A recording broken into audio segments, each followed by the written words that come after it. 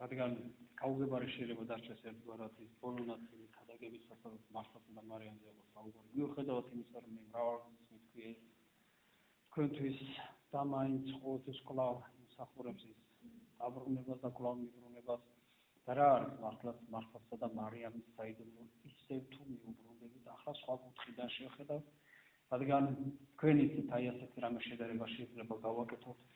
სახარება 4-ია და ამ 4 სიმცირეში ისეთი მშვენიერება შეიძლება მრავალგვაროვნებით იქნას წარმოდგენილი, როგორც მაგალითად ბავშვობაში თქვენ გქონდათ, მე მქონდა და რა თქმა უნდა თქვენ ჩემზე მეტი სათამაშოები გექნებოდათ, არათუ ნაკლები, გქონიათ კალეიდოსკოპი. კალეიდოსკოპით რაც არის, ეს არის რამდენიმე მინის შუშა იყო ჩაგდებული ასეთი მილში, ასე ვთქვა და შეიძლება ჩაგეხედა. პატარა გადაატრიალებდი და საოცარიც ის იყო, რომ სულ სხვადასხვა და 1000 გვარი ულამაზესი კომბინაციები იშლებოდა შესწავლზე. ნეტა ახლა მქონდეს კიდევ ის სათამაშო. ის ბავშვობის სათამაშო იყო, მაგრამ ეხლა უფრო სიამოვნებით დავუთვალიერებდი კალეიდოსკოპს. იქ ხომ არ იცვლება რაოდენობრივად, რაოდენობა შიგჩაყრილი მინებისა, თუ ქვებისა, ამ ფერადი ხომ არ იცვლებოდა. პატარა მოძრაობა სხვა კუთხით შეხედვა და რა საოცარი და სულ სხვადასხვა ულამაზესი პეიზაჟებს გავარდნ წარმოგიდგებოდა ადამიანს თავზე ასია წინა წერილი. და თუ ის ასია, მით უმეტეს წინა წერილი. ეს მართლაც სამოუწორავი მშვენიერებაა წინა წერილისა. და ამაშია კიდევ თითოეული ეპოქის, თითოეული სასულიერო პირისთვის ქადაგებლის თავისებურება და განუმეორებობა. რა. მე რა რომ დიდმა მამებმა თავის დროზე განუმეორებელი სილამაზის წარმოაჩინეს წმინდა წერილი. ნებისმიერ ადამიანს, ნებისმიერ ეპოქაში შეუძლია ეს კალეიდოსკოპი ოდნავ შეატრიალოს და ისეთი რამ დაგანახოს წმინდა წერილიდან, რაც კვლავ მასზეა დამყარებული, მაგრამ განსხვავებულია და სხვა მშვენიერებას წარმოადგენს, სხვა სილამაზეს წარმოადგენს. აი, ჩვენ დავუბრუნდებით მართლსა და მარიამის საიდუმლოს, ჩვენ შეგვიძლია დავინახოთ ახლა სხვა კუთხით.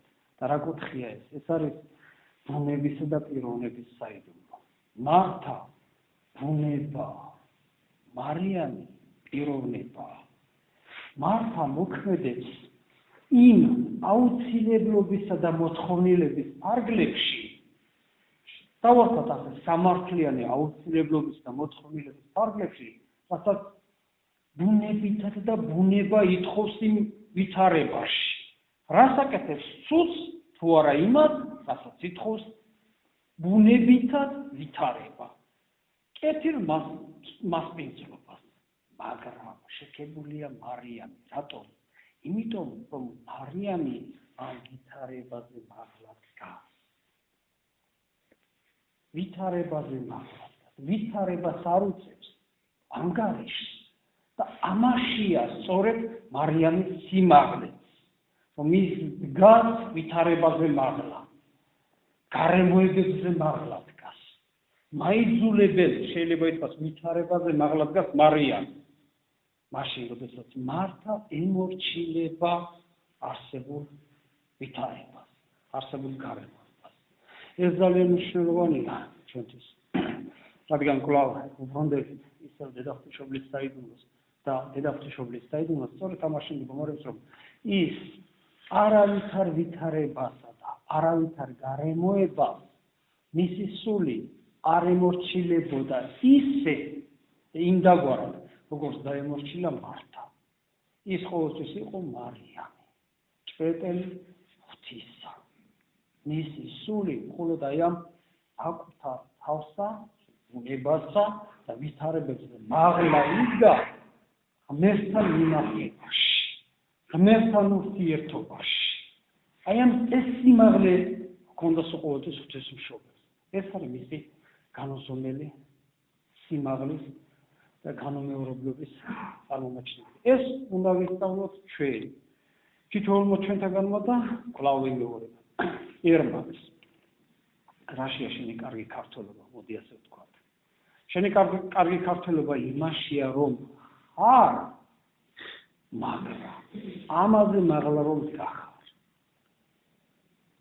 რომ ხარ შენიერი შვილი და შეუძლებელია სხვანაირად იყო, რომ არ იყო შენიერი შვილი, მაგრამ ამაზე მაღლა რომ გები და ეს რომ არ არის შენი მოქმედების განმაპირობებელი, ამაზე მაღლა რომ გახარ. რომ ეს შენი სამშობლოა, მაგრამ შენ მას არ მიიკუთვნებ, არ მიიზიდავ და ამ თვალსაზრისით, ამ სიყვარულის თვალსაზრისით, სხვა ერებთან ურთიერთობაში მაღლა გახარ საკუთარ თავს. კვლავ აი ბუნებისა და პიროვნების ურთიერთმოქმედება და საიდუმლო.